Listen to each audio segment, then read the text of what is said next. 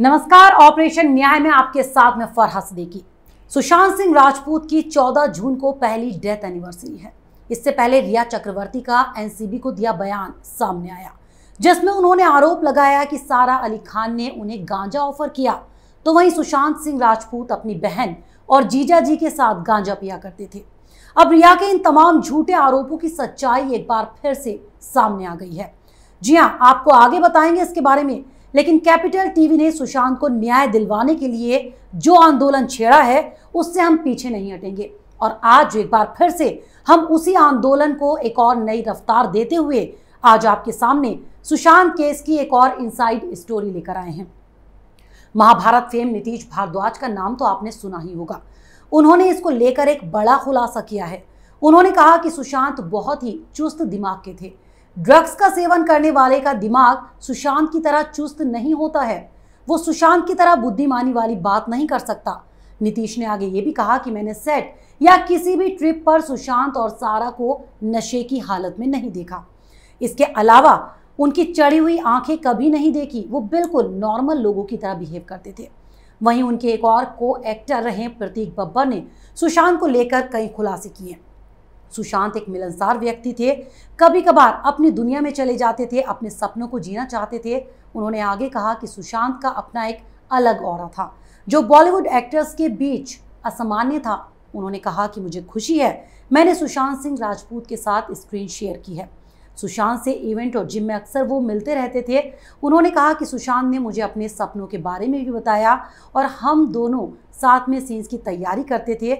उस दौरान भी हमारी दोस्ती हुई और कभी ऐसा उन्हें नहीं लगा कि सुशांत ड्रग्स लेते थे। उन्होंने आगे कहा कि सुशांत बहुत ही गर्मजोशी से मिलते थे और मजाक करना काफ़ी पसंद था, लेकिन ये भी सच है कि वो कभी कभी सबसे कटकर रहना पसंद करते थे।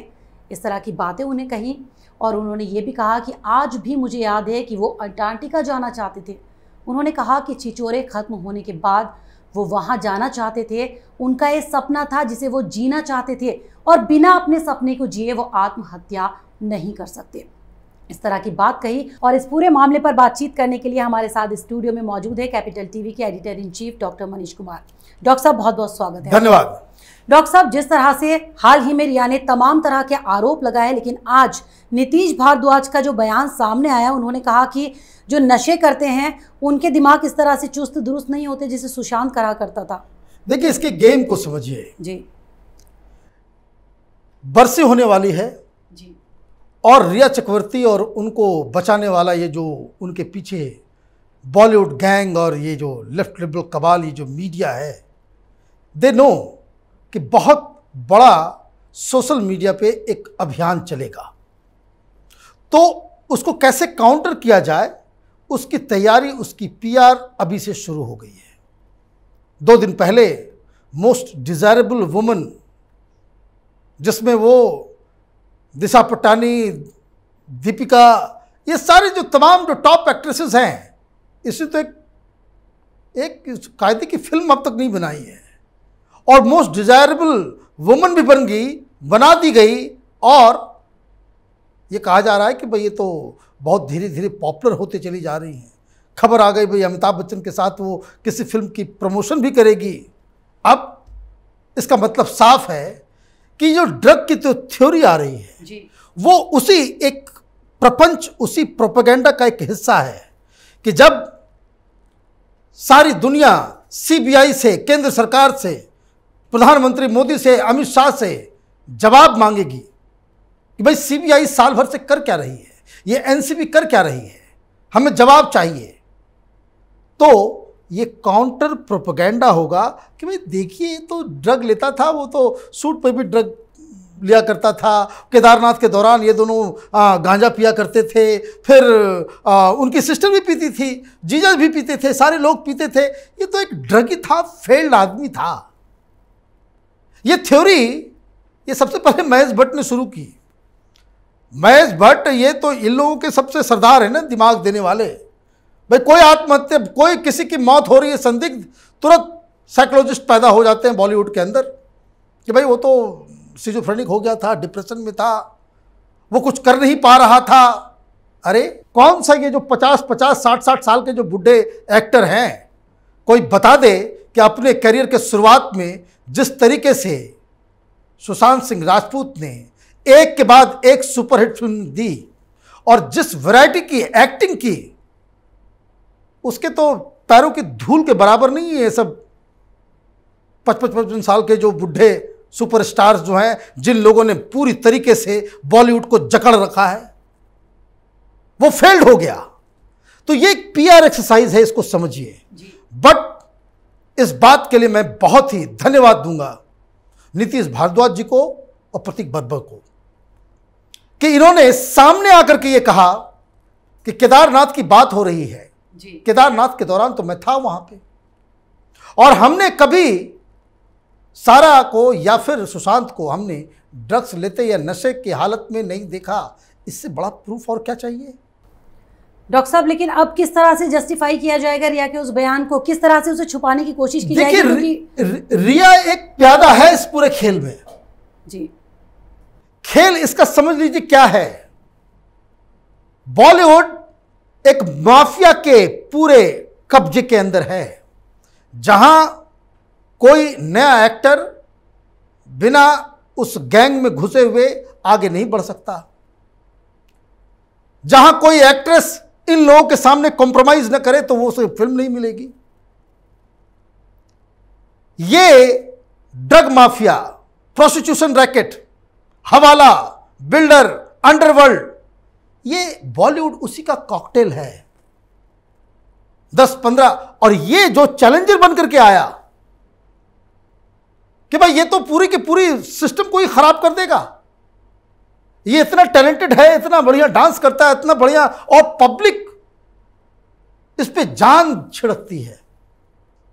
सुशांत सिंह राजपूत की मौत के बाद करोड़ों लोगों को यह लगा कि वो कोई एक्टर नहीं मरा, उनके घर का कोई आदमी जो है वो चला गया है, और इसलिए ये पीड़ा हो रही थी। आज की तारीख 1 साल पहले सुशांत सिंह राजपूत जीवित होंगे, उस समय दिशा सालियान की मौत हो गई। जो बयान, जो इन्वेस्टिगेशन से समझ में आ रहा है कि आज का ही वो दिन है जब वो अपने दोस्तों को लगातार फोन कर रहे थे, बता रहे थे कि वो लोग मुझे नहीं छोड़ेंगे। ये उस वक्त की कहानी है जो आज की तारीख 1 साल पहले यही रिया चक्रवर्ती वो सुशांत के घर में थी।